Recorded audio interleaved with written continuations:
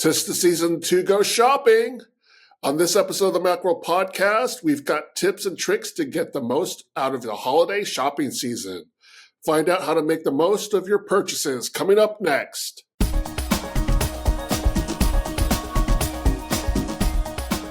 Welcome to the Macworld Podcast. I'm Roman Loyola, here with Karen Haslam. Hi. And David Price. Hello. Black Friday, the kickoff to the holiday shopping season, is fast approaching. Maybe you're even listening to this podcast as you wait in line at the checkout counter. In any case, this is a good time to talk about some shopping tips and tricks to help you get the most for your money and maybe even save you from headaches as you make that list and check it twice. It's all about shopping in this show. So why don't we first start with talking about Apple's Black Friday deals. Since this is Macworld, Apple's Black Friday deals are of particular interest to people. So we're recording this at a time where Apple hasn't announced their deals yet. So should we expect them to be something worth waiting for?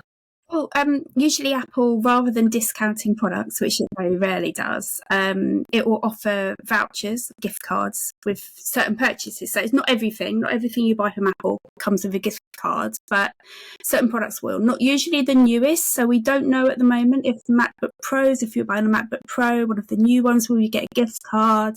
Probably more likely if you buy a MacBook Air, you might get a gift card because that's been on the market for a bit longer. And in the past, we've seen maybe up to sort of $200, a couple of years ago, $250. It kind of depends how you look at it. Would you rather have that money off the price, or would you rather have that money to spend on something else at Apple? You can certainly shop around and find deals that knock more money off. But when you're buying from Apple, you're getting the latest models, and you might not save that much on one of the latest models. So it could be a good deal. Think about the gift card. So it's an Apple gift card, correct? Mm-hmm. You get maybe like a $100 gift card for buying, say, an iPad. Maybe even not that much. Maybe like $50 because it's an iPad, so they're not as expensive. Maybe, yeah.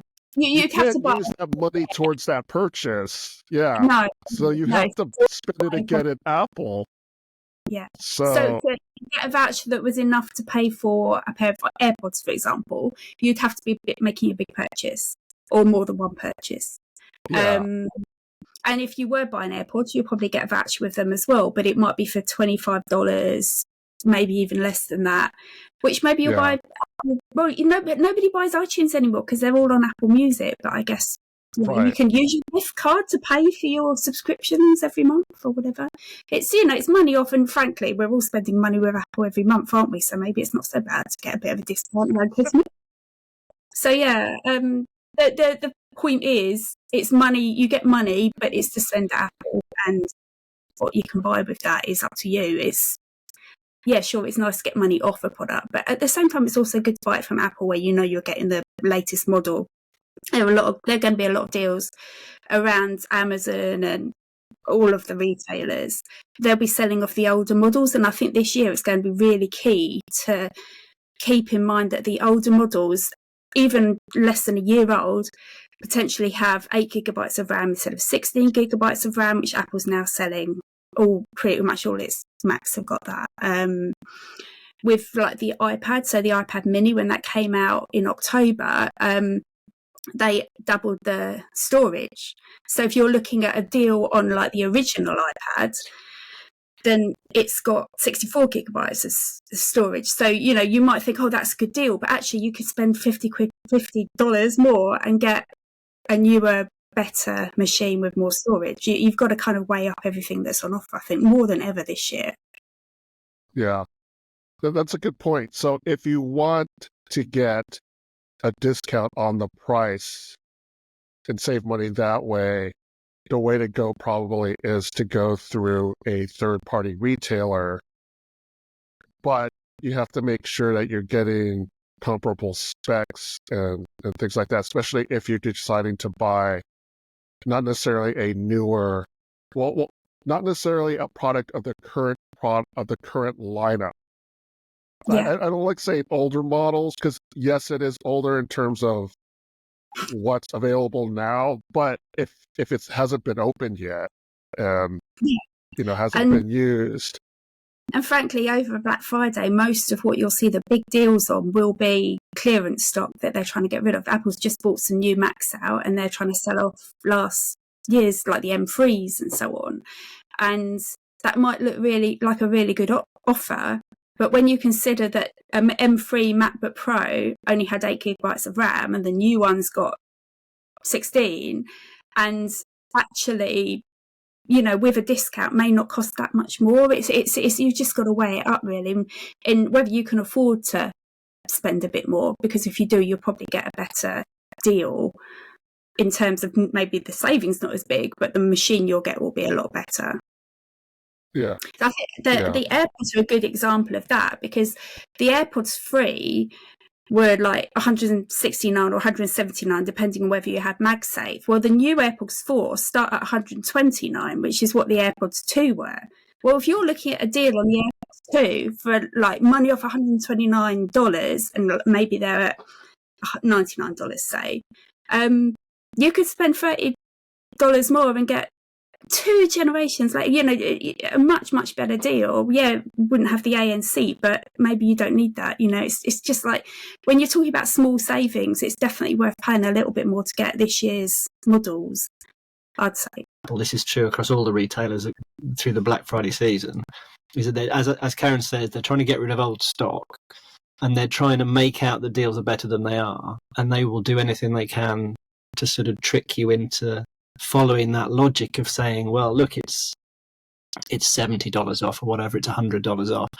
But you have to do that homework each time. You have to do the comparison with the model you're getting versus the one you would have been getting, but it's not such a big saving, and the difference in the RAM. And I don't know if you mentioned Apple Intelligence yet. That's a big thing this year, that a lot of the models support Apple Intelligence or will support Apple Intelligence when it comes out in various territories. Whereas the one before won't. Is that an issue for you personally? I think a lot of people might think they don't want to pay extra for Apple Intelligence. They're not bothered by AI particularly. But you just have to have all that information at your fingertips. I was just thinking, with Apple Intelligence, the features right now may not be that exciting. It's a lot of like talking about the features right now, but really, what do they mean to the average person? But down the line, it could mean a lot more, So if you're making a decision between an iPhone 15 and an iPhone 16, maybe you do need to sort of future-proof yourself a bit. Maybe look for an iPhone 15 Pro instead, because at least that is covered. David, is there a way to know if a hardware device from Apple supports Apple Intelligence, besides Apple using its marketing to say this supports Apple Intelligence? And mostly it's stuff that's come out this year. What hardware spec should I look for? You can check on Apple's website, of course, but mostly it's the generations that came out this year are Apple Intelligence supporting. And I think, as Karen said, the 15 Pro came out last year, and supported it sort of retrospectively. But mostly, it'll be the stuff that came out this year supports Apple Intelligence. Apple has said with the Macs, all M series Macs support Apple Intelligence. So that's the M1, M2, M3, M4. They all support Apple Intelligence. The key is, though, that I don't think Apple officially said this, but it was kind of implied when they upgraded all the RAM in their devices that Apple Intelligence requires 8 gigabytes of RAM, regardless of what kind of device it is. So if you have an iPad, it has to have 8 gigabytes of RAM to run Apple Intelligence. The trick is, though, with iPads and iPhones, Apple doesn't tell you how much RAM is in it. In terms of what spec to look for, it's basically you have to look for an A17 Pro processor or newer. So it's A17, A18, because those came with 8 gigabytes of RAM.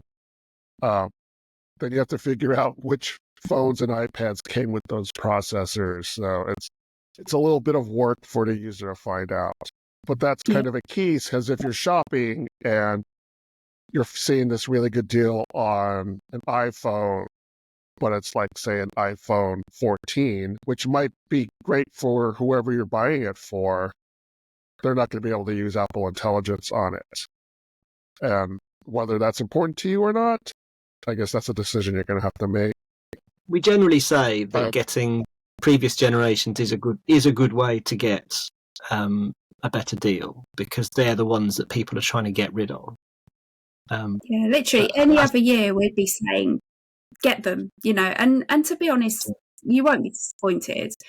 It's just that feeling that this year there's a little bit more at stake that we wouldn't normally have to consider because of the RAM differences and the storage differences thing, and whether it supports Apple Intelligence. It's just a little bit different this year, I think, but there still will be really good deals. We just hope that because of how much Apple's improved things, that the deals will be better than ever, because if they really do want to sell this old kit off, then they have to make it worth your while. Or, well, if you do see good deals on the newer models, then get them, because they will be worth it.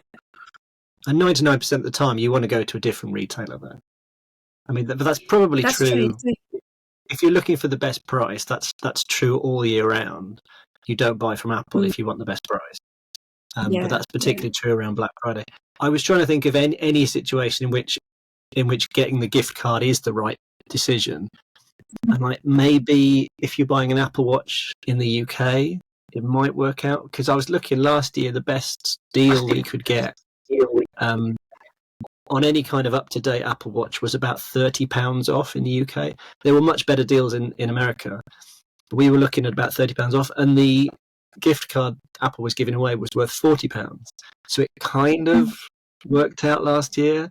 But even then, you'd have to buy something else, and unless, as you said, Karen, you do something clever like paying for a subscription or something, so you only use the £40, you're probably going to end up spending £120 on some AirPods anyway, so it doesn't really work out. But 99% of the time, you go to Amazon or John Lewis or Best Buy or something like that and get a better deal, I think. Before Black Friday, you should do your research, find out about the product. If you want to buy, a MacBook Air, find out what it's worth, find out what's on offer, collect some deals like in your shopping basket on Amazon and at other locations as well, because it might come on the day that Amazon's not the best deal. And the other one to watch out for is have a look and see how much that product gets discounted throughout the year. You can look on, it's Camel, isn't it? And you can put in the URL, I think, of the product you're looking at, and it will show you what that's been sold for. So you can see if actually it's pretty much always that price. I don't need to rush and buy it on Black Friday just because it's Black Friday. Or I can wait and see if it goes down any more, sort of thing. So, do your research on the product you want to buy before you buy it. And also, obviously, come to our website and see, because we are picking the best deals. We'll be looking for all of the deals. Yeah. We'll be assessing them ourselves. So we'll do a lot of this work for you. And if you are looking for, a particular product, then take a look at our roundups on the website. I think we're going to have a newsletter as well, things like that, to help spot these deals. Yeah, if you're shopping on Amazon, you're gonna find like say you're trying to buy a charger or an adapter or even some cables, you're gonna find a gazillion manufacturers of these cables. These companies with 3 vowels in a row in their names and stuff like that. They're these weirdly, oddly named companies. Do you guys have any tips as to how customers can figure out, which are the more reliable products to buy? Say the stuff that our colleagues have looked at, or at least we know that, I tend to sort of think about, if I've heard of that brand, that's something. If you do a search for that brand and see if reputable sites have reviewed it, because I don't like looking at the reviews on Amazon and everything else, because I literally don't trust them. You see a product and it's got 5,000 people saying it's 5-star, then obviously they're all fake. But yeah, so you've got to be careful, because a lot of the stuff that you'll find, especially on Amazon, is going to be companies that don't make the best products. Yeah, there are a bunch of companies that are familiar And the thing about Amazon is like you'll find that, especially with cables, the one big red flag is if the name of the company looks strange, like it was just a bunch of letters that someone randomly typed on a keyboard. That's a company that I would avoid. Not that I don't even know if it's a bad company or not. It's just that I've never heard of that company. One of the things I do is I do a Google search on the name of that company. And then if they do have a website, sometimes they don't. But if they do have a website, to try and see if the website looks legit, and see if it looks like it's well put together. Do a vibe check. Yeah, because I'm a little hesitant to name names because, there are just so many companies out there that, I haven't done the research to check if they're legitimate companies or not. We've got roundups of things like iPhone cables, chargers, and MagSafe, and all of these things on the website. So I think I feel more confident, even iPhone cases. I feel more confident about buying something that we'd looked at because you've got that it's not just some company that's just got a few pieces of plastic to sell. So we've been talking a lot about shopping online. Do you guys do any in-store shopping for any of these kind of items anymore? No. When we were looking for a fridge freezer earlier this year, I think it was, what we would do is we'd go into the shops and look at them because you can't buy a fridge freezer online, can you? Because you can't see how big it is, you can't get a feel for it. So we'd go into the shop to see it, but we'd buy it online because the best deals are online, aren't they? But we have like stores in the UK, like for example John Lewis, who have this thing where they're, what they say, never knowingly undersold or something, which in other words means that they will match the price if you find it cheaper somewhere else. That's supposed to be, or at least they did that, and I think they're bringing it back. I can't remember. You're going to buy. You don't go into the store anymore. I wouldn't. If you go into, you have to really be committed to doing your research on the fly and not being pushed into making a bad decision. I would, if I was recommending to somebody else, I would always say, do it at home, do it online, do your research, plan what you're going to buy. Before you even look at the deals, a week in advance, check what the prices are of that thing in a variety of sources. So you've got a baseline, you know what a sensible price is. And then on the day you say, oh, well, it was this and I was expecting this or whatever.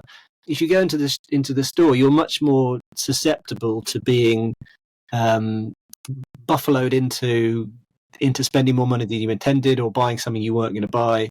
It's much harder to do the research because you're in John Lewis, you've got your phone, you're trying to look up all the different reviews or the prices, trying to find out what the price was 2 weeks ago. It's much more difficult, I think.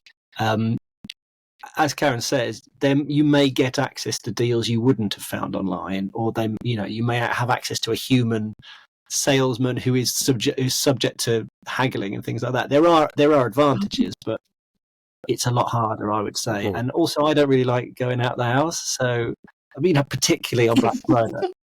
I don't really want to, all those crowds and people fighting and stuff. So for multiple reasons, I will entirely do it online.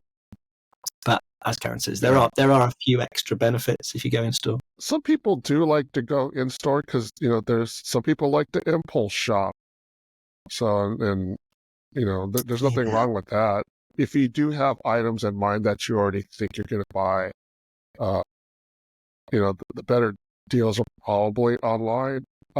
We've been talking about Black Friday in specifically, but the funny thing is, I think even more so now than in years past, a lot of places have already started their Black Friday deals.